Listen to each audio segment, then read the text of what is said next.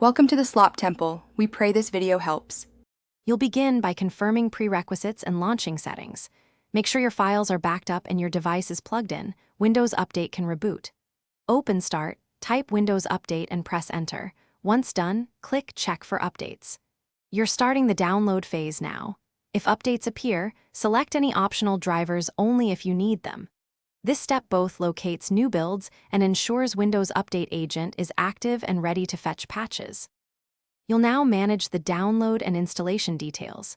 When updates begin downloading, watch for large feature updates and decide to install immediately or schedule. Feature updates can take 20-60 minutes.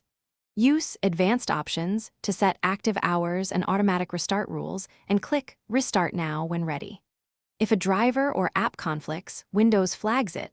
Make sure to uninstall or update that software first. This reduces failed installs and speeds the final reboot. You'll complete the process by verifying updates applied and confirming system stability. After the restart, go back to Windows Update and check the status line. If it reads your device is up to date, you're done.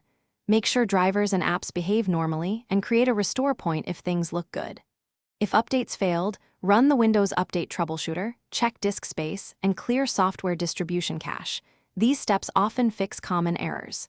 If necessary, use System Restore to revert. Thanks for watching.